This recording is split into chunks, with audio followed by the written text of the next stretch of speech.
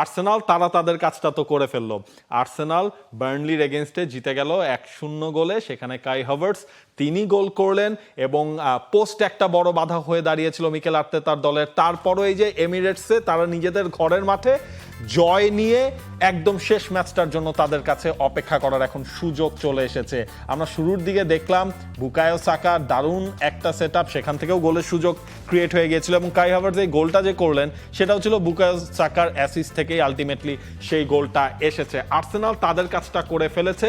এখন আর্সেনাল আজকে শিরোপা জয়টা তারা করে ফেলতে পারে, উদযাপনটা তারা করে ফেলতে পারে যদি ম্যানচেস্টার সিটি তারা আজ রাতে বোর্নমাউথের এগেনস্টে পয়েন্ট ড্রপ করে। বোর্নমাউথের মাঠে যে খেলতে হবে ম্যানচেস্টার সিটিকে, সেটা ম্যানচেস্টার সিটির জন্য এবং বোর্নমাউথের যে রিসেন্ট ফর্ম রয়েছে সেটা তাদের জন্য একটা দুশ্চিন্তার কারণ হতে পারে। তবে ম্যানচেস্টার সিটিকে এখন ডিল করতে হচ্ছে নতুন এক কথাবার্তা, যেটার একটা শঙ্কা ছিল, সেই শঙ্কাটা এখন নাকি সত্য হওয়ার পথে রয়েছেন পেপ গার্দিওলা। তিনি নাকি ম্যানচেস্টার সিটির হয়ে আর মাত্র 2টা ম্যাচ ডাগ আউটে দাঁড়াচ্ছেন। দ্যাট মিনস পেপ গার্দিওলার শেষ ম্যাচ হয়ে থাকবে যখন অ্যাস্টন ভিলার এগেনস্টে ম্যানচেস্টার সিটি নিজেদের ঘরের মাঠে তাদের প্রিমিয়ার লিগের শেষ ম্যাচটা খেলবে। কি দারুণ একটা ক্যারিয়ার বা একটা এরা কাটিয়েছে পেপ গার্দিওলার আন্ডারে ম্যানচেস্টার সিটি। আনন্দ, এটা একটা সময় মনে হচ্ছিল এই সিজন শেষে হয়ে যাবে, যখন ম্যানচেস্টার সিটি আসলে ধুঁকছিল, তারা প্রিমিয়ার লিগের টাইটেল রেসে ছিল না, অন্য কোনো কম্পিটিশনে তাদের ফর্ম আসলে ওই সিটিজেন সুলভ ফর্ম ছিল না। যখন ম্যানচেস্টার সিটি সবকিছুর মধ্যে টার্ন ব্যাক করলো, 2টা শিরোপা তারা জিতে নিয়েছে, প্রিমিয়ার লিগের মানে টাইটেলের রেসে এখন পর্যন্ত তারা আছে, এমন মোমেন্টে একটা ইউনিভার্সাল ট্রুথের মতো নাকি এতদিন সবাই জানতো পেপ গার্দিওলার কাছের লোকজন পেপ গার্দিওলা ছেড়ে দিচ্ছেন। একটা মেটাফরিক কথা বলি, কথাটা মানে আগেই বলে নিলাম মেটাফরিক, কারণ আপনি হয়তো অ্যাগ্রি করতে পারেন, হয়তো অনেকেই অ্যাগ্রি করতে পারেন যে আমরা সবাই পেপ গার্দিওলার সন্তান। কোন অর্থে? সেটা হচ্ছে আপনি এই যে একটা পরিবর্তন আসছে, যুগের পরিবর্তন, সেই যুগের পরিবর্তনের পর পেপ গার্দিওলা স্থলাভিষিক্ত হচ্ছেন এনজো মারেস্কা, যিনি পেপ গার্দিওলার একসময় সহকারী ছিলেন। মিকেল আর্তেতা হচ্ছেন পেপ গার্দিওলার সহকারী, অ্যাসিস্ট্যান্ট কোচ হিসেবে কাজ করেছেন। শাবি আলোনসো, যিনি চেলসির কোচ হবেন, তিনি একসময় পেপ গার্দিওলার মানে দলে খেলেছেন। এবং রবের্তো দি জার্বি, যিনি তার দলকে যখন তিনি খেলাতেন সাসুওলোকে, তিনি সাসুওলোকে গড়তেন বেসিক্যালি ম্যানচেস্টার সিটির আদলে বা পেপ গার্দিওলার সিস্টেমের আন্ডারে। আপনি যদি পুরো মানে ফুটবলের এখনকার সিস্টেমগুলো দেখেন বা ফুটবলের কোচিং ফিলসফিগুলো দেখেন, দলগুলো দেখেন, পেপ গার্দিওলা আসার আগে কি অবস্থা ছিল এবং পেপ গার্দিওলা যাওয়ার পর, যাওয়া বলতে তিনি ম্যানচেস্টার সিটি ছাড়ছেন, মানে ইংলিশ প্রিমিয়ার লিগটা ছেড়ে দিচ্ছেন, কিন্তু এটার পরও যে ধরনের ডাইনামিক শিফট পেপ গার্দিওলা করে দিয়ে যাচ্ছেন, এটা মানে অসম্ভব। এটা ভাবনা চিন্তা করাটাই অসম্ভব যে পেপ গার্দিওলার মতো ক্যালিবারের একজন কোচ, তিনি যে দলেরই হয়ে কোচিং করান না কেন, তিনি মূলত একটা জেনারেশনকে ফুটবলকে আলাদাভাবে চিনতে শিখিয়েছেন। ফুটবল যে এভাবে খেলা যায়, ফুটবল নিয়ে যে এভাবে চিন্তা করা যায়, তিনি জিনিসটাকে এক ডিফারেন্ট ডাইনামিক দিয়ে আমাদেরকে ভাবতে শিখিয়েছেন। যেই ভাবনা দিয়ে আমরা ফুটবলকে এখন দেখি, ওই লেন্সে দেখি।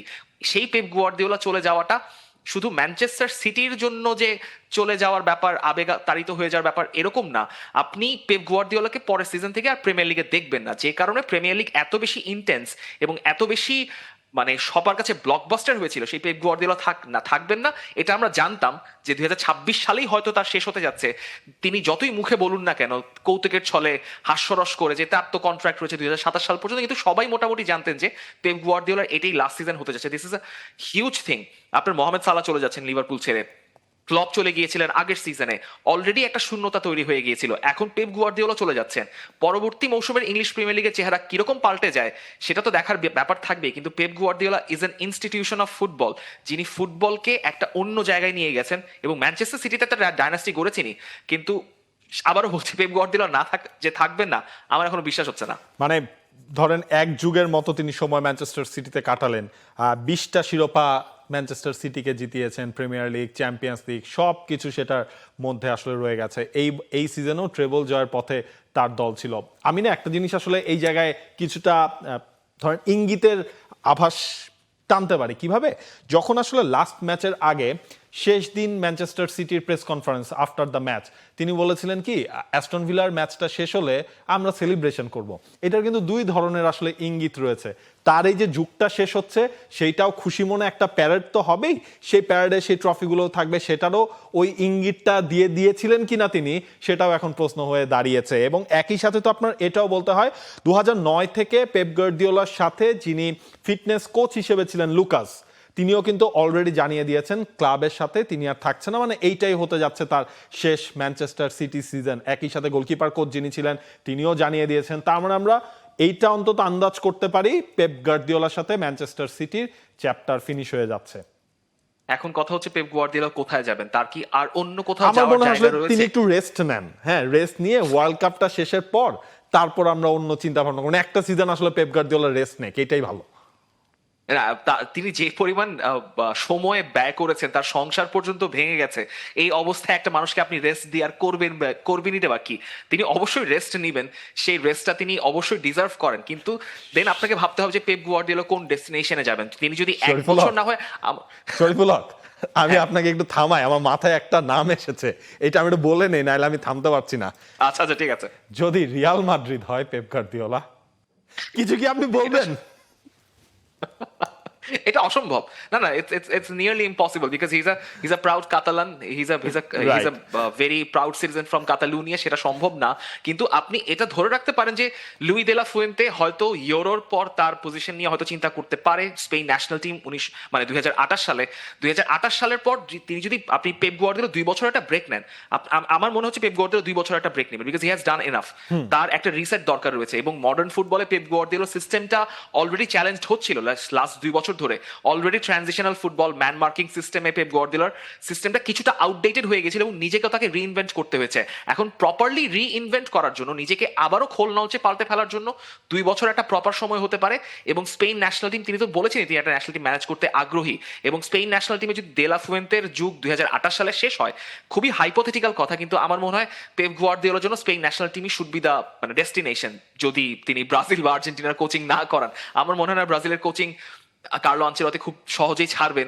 2030 সাল পর্যন্ত কন্ট্রাক্ট এক্সটেন্ড করেছেন। ব্রাজিল যদি ফার্স্ট রাউন্ডে বাদ পড়ে যায় বা রাউন্ড অফ 16 বাদ পড়ে যায়, কার্লো আনচেলত্তি কন্ট্রাক্ট যাবে না, কার্লো আনচেলত্তি ব্রাজিলেই থাকবেন ফর আ টাইম বিং।